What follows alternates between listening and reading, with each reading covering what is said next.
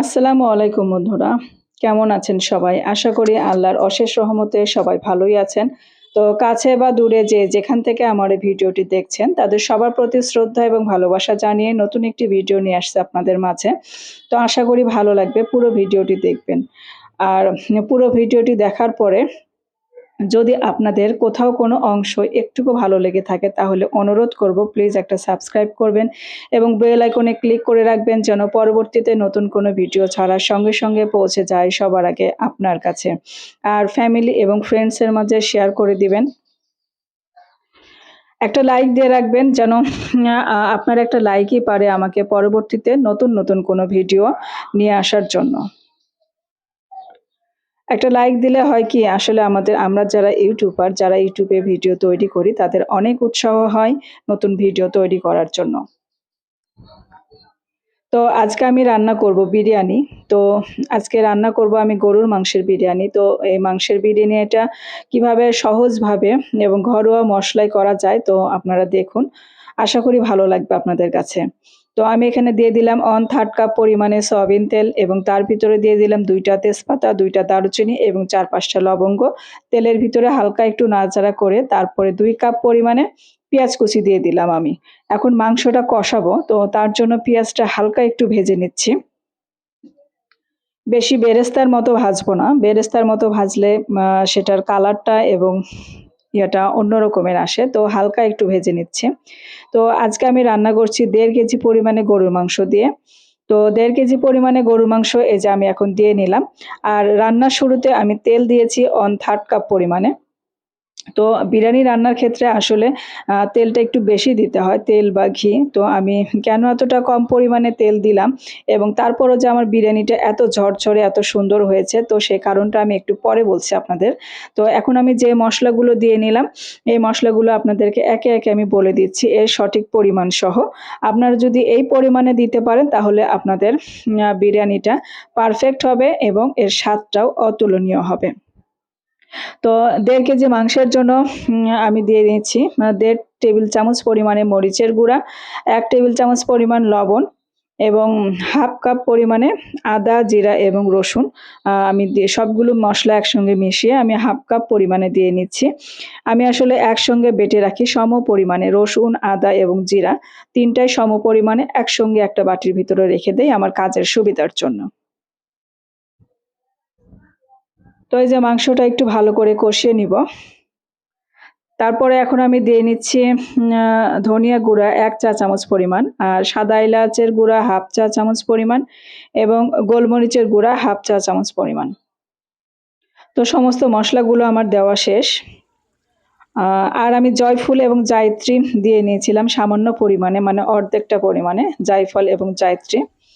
জায়ফল এবং জায়িত্রী বেশি পরিমাণে দিলে আপনার গলা জ্বালা একটা ভাব হবে, গলার ভিতরে জ্বলবে। তো সেজন্য আপনি একটু কম পরিমাণে দেওয়ার চেষ্টা করবেন। আর মাংসটাতে আমি তেল খুবই কম পরিমাণে দিয়েছি। তারপরও দেখুন মাংসটা এত তেল এবং এর কালারটা এত সুন্দর এসেছে এবং এত তেল ছেড়ে দিয়েছে। তো এর মূল কারণটা আমি আরেকটু পরে নিয়ে বলছি আপনাদেরকে। তো আমি চাউলটা যেহেতু আমি এখন ভেজে নেব তো তার জন্য আমি এখনো ৩ চা চামচ পরিমাণে ঘি দিয়ে নিচ্ছি কড়াইতে এবং কড়াইয়ের ভিতরে ২ টা তেজপাতা, ২ টা দারুচিনি এবং ৪-৫ টা লবঙ্গ দিয়ে হালকা নেড়ে নেওয়ার পরে আমি চাউল দিয়ে দিচ্ছি। চাউলটা আমি আগে থেকে ধুয়ে রেখেছিলাম। ধুয়ে এবং পানি ঝরিয়ে রেখেছিলাম। আমি এখানে ১ কেজি চাউলের বিরিয়ানি রান্না করব। তো চাউলটাকে তার জন্য আমি প্রথমে হালকা একটু ভেজে নেব ঘিয়ের ভিতরে। তো আপনাদের কারো বাসায় যদি ঘি না থাকে সেক্ষেত্রে আপনারা সয়াবিন তেল দিয়ে করতে পারেন। তবে ঘি দিলে এর ফ্লেভার এবং স্বাদটা মানে অতুলনীয় আসে। তো আমার চাউল ভাজাটা শেষ। এখন এ পর্যায়ে আমি পানিটা দিয়ে নিব। আমার ১ কেজি চাউলের জন্য আমি এখানে আলাদা করে আগেই ২ কেজি পরিমাণে পানি বলক তুলে রেখেছিলাম। তো ২ কেজি পানি আমি পুরোটা দিব না। আমি ১ পোয়া পরিমাণে পানিটা রেখে দিচ্ছি। পরে যদি লাগে তাহলে আমি দিব, আর না হলে দিব না।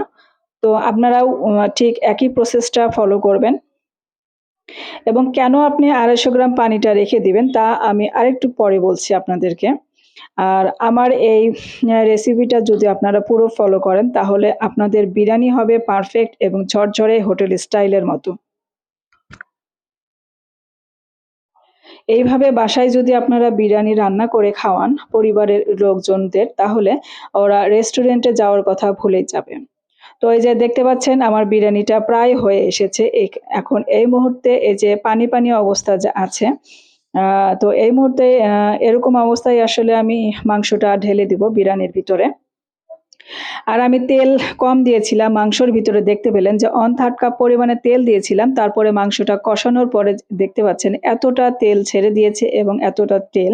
আর বিরিয়ানি রান্নার ক্ষেত্রে তো আসলে তেল এবং ঘিয়ের পরিমাণটা একটু বেশি দিতে হয়। তো আমি আজকে যে মাংসটা দিয়ে বিরিয়ানি রান্না করছি সে মাংসটা তেল চর্বি বেশি ছিল। আ যার কারণে আমি সয়াবিন তেলটা কম দিয়েছি। তো এই যে দেখতে পাচ্ছেন মাংস থেকে প্রচুর পরিমাণে তেল ছেড়ে দিয়েছে। এখন এই তেল চর্বিসহ মাংসটা আমি বিরিয়ানির সঙ্গে ঢেলে দিয়েছি এবং একসঙ্গে মিশিয়ে নিলাম।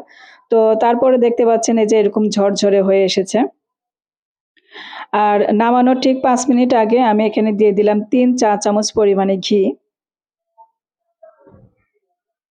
ঘিটা দিলে আসলে বিরিয়ানির ফ্লেভারটা খুবই ভালো আসে। ফ্লেভারটাও ভালো আসে এবং এর স্বাদটাও অনেক গুণে বেড়ে যায়। আর আমি এখন দিয়ে দিচ্ছি পেঁয়াজের বেরেস্তা। এখানে ১ মুঠ পরিমাণে পেঁয়াজের বেরেস্তা। পেঁয়াজের বেরেস্তাটা এখানে অপশনাল। যদি আপনাদের পেঁয়াজের বেরেস্তার ফ্লেভারটা ভালো লাগে তাহলে দিবেন। আর যদি ভালো না লাগে তাহলে আপনারা এটা স্কিপ করতে পারেন, কোনো সমস্যা নেই। আর এখন আমি দিয়ে দিচ্ছি কেওড়া জল ১ চা চামচ পরিমাণে এবং গোলাপ জল দিয়ে দিচ্ছি ১ চা চামচ পরিমাণে। গোলাপ জল এবং কেওড়া জল দিলে এই বিরিয়ানির ফ্লেভারটা অনেক ভালো আসে। তো বন্ধুরা আপনাদের কাছে কেমন লেগেছে আমার এই বিরিয়ানির রেসিপিটি? তো যদি ভালো লেগে থাকে তাহলে প্লিজ আমার এই নতুন চ্যানেলটাকে আপনারা সাপোর্ট করবেন এবং আপনাদের সহযোগিতা এবং ভালোবাসায় আমার চ্যানেলটাকে অনেক দূরে এগিয়ে নিয়ে যাবেন। তো এই যে দেখতে পাচ্ছেন এত সুন্দর আকর্ষণীয় কালার এসেছে এবং খেতে যে এত স্বাদ, এত টেস্টি, মানে বাড়ির সবাই আরকি প্রশংসা করবে এভাবে বিরিয়ানি রান্না করলে।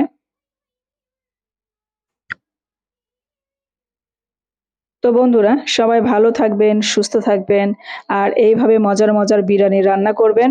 আল্লাহ হাফেজ।